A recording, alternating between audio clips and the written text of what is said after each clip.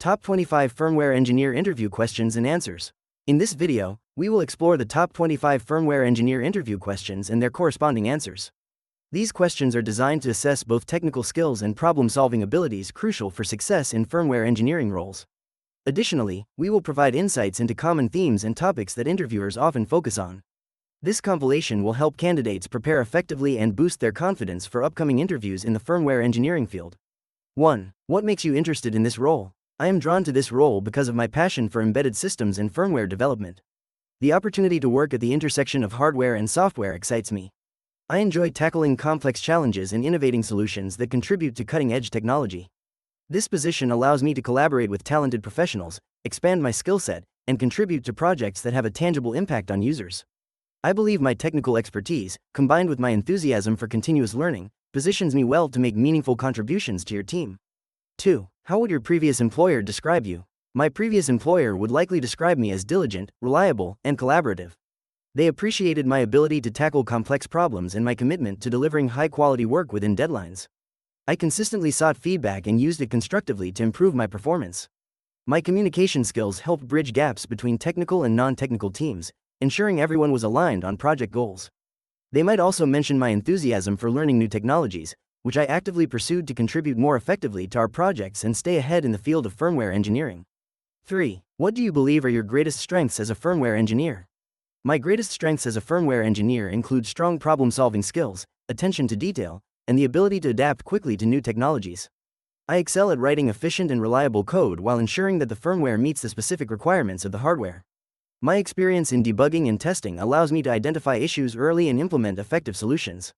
Additionally, I possess excellent communication skills, enabling me to collaborate effectively with cross-functional teams and convey complex technical concepts to non-technical stakeholders. 4. How do you keep up with the latest trends and technologies in firmware engineering? To stay current in firmware engineering, I regularly follow industry blogs, attend webinars, and participate in online forums dedicated to embedded systems. Subscribing to newsletters from leading technology organizations helps me track emerging technologies. I also engage in continuous education through online courses and workshops which cover new tools and methodologies. Networking with peers at conferences provides insights into innovative practices and real-world applications. Additionally, I actively experiment with open-source projects to apply new concepts and enhance my skills. 5. Describe a challenging situation in a project and how you resolved it. In one project, we faced a critical issue where the firmware was causing frequent system crashes. After thorough investigation, I discovered that a memory leak in the code was responsible. I initiated a debugging session, utilizing tools to monitor memory usage, which helped identify the problematic areas. Collaborating closely with the team, we refactored the code to optimize memory allocation and implemented better error handling. Rigorous testing followed, ensuring stability before deployment. This experience enhanced my problem-solving skills and reinforced the importance of thorough testing in firmware development. 6. Can you share a time you successfully communicated technical details to a non-technical stakeholder? One instance that stands out was during a project where I had to explain firmware updates to our marketing team. They needed to understand the benefits so they could effectively communicate them to customers. I created a simple presentation using analogies and visuals, avoiding technical jargon. This approach helped them grasp the concepts and the importance of the updates, enabling them to confidently convey the information. As a result, they were able to engage customers and address their concerns about the updates, leading to increased satisfaction and trust in our product. 7. What is the difference between firmware, software, and hardware? Firmware is a specific type of software that provides low-level control for a device's specific hardware. It is embedded directly into the hardware components and operates without requiring a separate operating system. Software, on the other hand, refers to any program or application that runs on a computer or device, including user applications and system software. Hardware encompasses the physical components of a device, such as circuits, processors, and memory. In essence, firmware serves as the bridge between hardware and software, enabling higher-level software to interact effectively with the hardware. 8. Explain the role of firmware during the boot-up process of a device.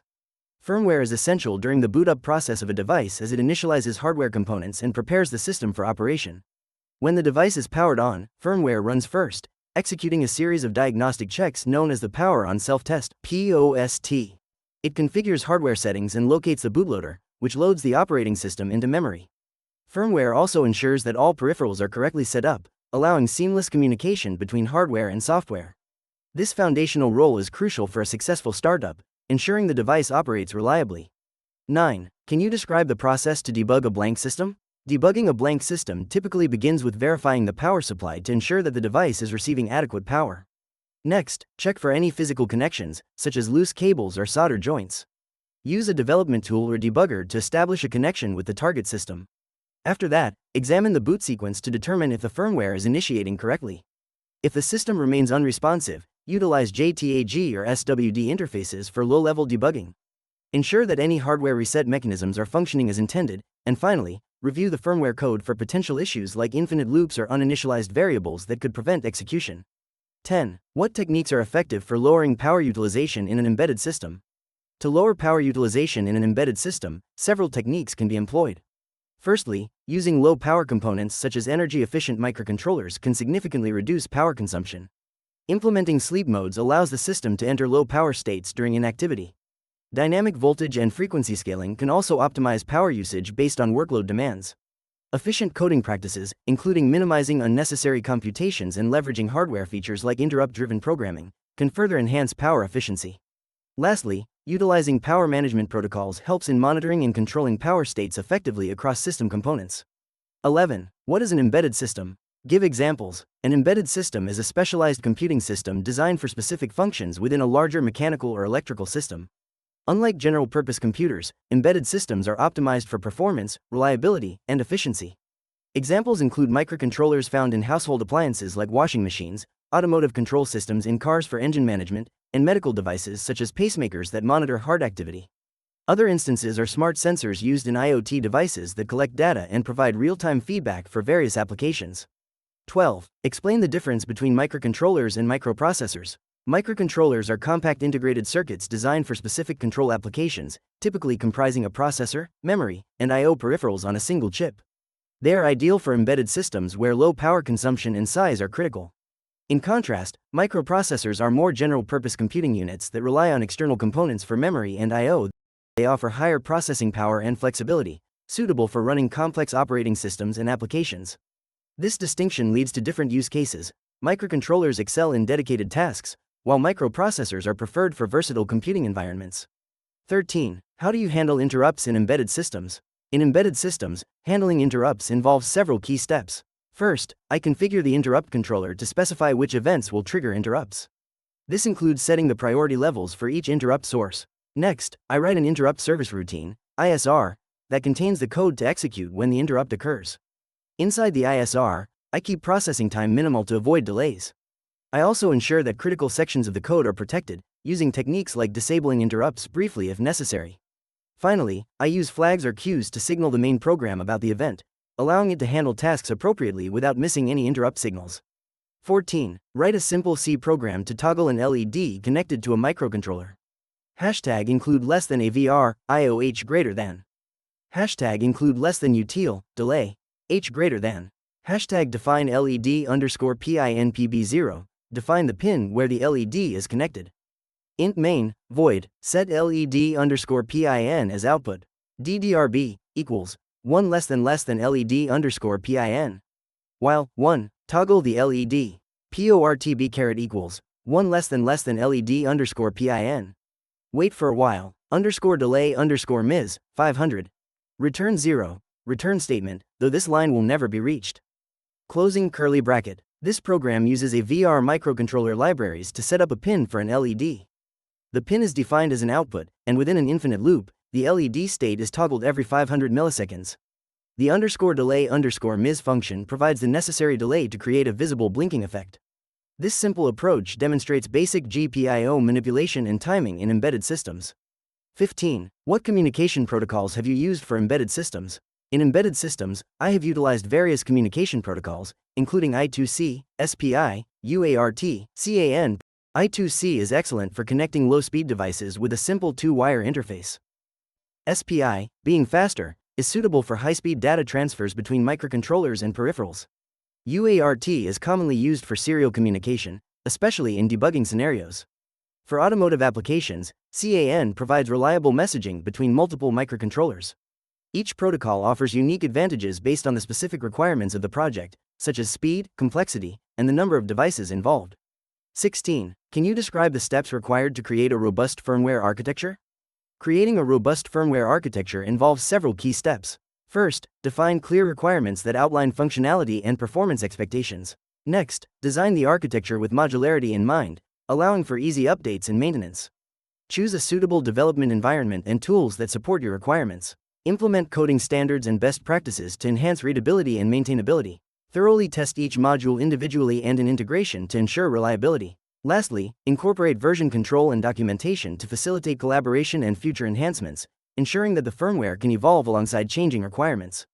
17. What is the significance of power management in embedded systems? Power management is crucial in embedded systems as these devices often operate in energy-constrained environments. Efficient power management extends battery life, reduces heat generation, and enhances system reliability. Techniques such as dynamic voltage and frequency scaling, DVFS, allow devices to adjust power usage based on workload demands. Effective power management also contributes to sustainability by minimizing energy consumption. In applications like IoT devices, where devices may be deployed in remote locations, optimizing power usage ensures prolonged operation without frequent maintenance or battery replacement. 18. How do you optimize code for performance and memory usage in embedded systems? Optimizing code for performance and memory usage in embedded systems involves several strategies. First, profiling tools help identify bottlenecks in execution time or memory leaks. Next, using efficient algorithms and data structures tailored to the application can significantly enhance performance. Reducing memory footprint can be achieved by minimizing global variables, using static memory allocation, and employing data compression techniques. Inline functions can replace macros to improve execution speed. Lastly, careful code review and adherence to best practices, such as avoiding unnecessary computations, contribute to overall efficiency. 19. How do you test and validate firmware before installation on a device? Testing and validating firmware before installation involves several key steps. First, unit testing is conducted on individual components to ensure functionality. Automated tests can be implemented to streamline this process. Next, integration testing checks the interaction between different modules. Simulations or prototypes of the target hardware can be used to perform hardware-in-the-loop testing, allowing for real-time validation. Finally, thorough documentation of test cases and results is crucial for traceability. This multi-step approach helps identify issues early, ensuring reliability and performance in the final product. 20. What code testing frameworks have you used, and how do you perform unit testing in embedded firmware? Unit testing in embedded firmware is critical for ensuring reliability and performance. I have used frameworks such as CMOC, Unity, and Seedling. These tools allow for the creation of test cases that can simulate various components of the firmware. In practice, I write test functions for individual modules, isolating them from the hardware to focus on logic verification. Mocking hardware interactions is essential, enabling me to test under various conditions without needing the physical device. This approach helps identify bugs early and ensures that changes do not introduce regressions.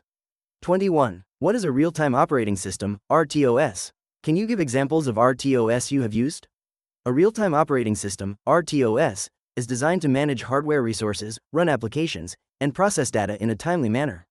RTOS ensures that critical tasks are executed within specified time constraints, making it essential for embedded systems that require predictable behavior.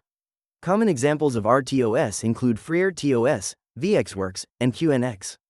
Experience with RTOS allows for efficient task scheduling, inter-process communication, and resource management, enabling developers to build reliable and responsive embedded applications for various domains, such as automotive, industrial control, and consumer electronics. 22. Describe your experience working with computer kernels and middleware. I have worked extensively with computer kernels, particularly in the context of real-time operating systems, RTOS. My experience includes developing and optimizing kernel modules for specific hardware, ensuring efficient resource management and task scheduling. I've also integrated middleware solutions that facilitate communication between the application and hardware layers, allowing for seamless data flow. This involved utilizing protocols like MQTT and RESTFULAP as to enhance interoperability in embedded systems. My focus has always been on optimizing performance while maintaining system stability and reliability. 23. If you suspect hardware errors, what steps do you take to identify and resolve the issue? When suspecting hardware errors, I begin by gathering relevant data such as error logs and system behavior. Next, I check for loose connections, faulty components, or physical damage. Using diagnostic tools like multimeters or oscilloscopes, I test circuit paths and voltages. If the issue persists, I isolate components to identify the faulty part. Collaborating with hardware engineers helps clarify troubleshooting steps. Once identified, I assess whether a hardware replacement or firmware update is necessary to resolve the issue effectively. Documentation of findings aids in preventing future occurrences. 24. Write a C function to implement a circular buffer. Hashtag include. Hashtag include. Hashtag define buffer_size5. Type def struct, int buffer, buffer_size. Int head, int tail, int count, circular buffer, void init buffer, circular buffer CB. CB to head equals 0. CB to tail equals 0. CB to count equals 0. Int is full, circular buffer CB. Return CB to count equals buffer_size. Int is empty, circular buffer CB. Return CB to count equals 0. Void write buffer, circular buffer CB, int data. If is full, CB. CB to buffer, CB to head, equals data. CB to head equals, CB to head plus 1% buffer_size. CB to count plus. Int read buffer, circular buffer CB. If is empty, CB. Int data equals CB to buffer, CB to tail.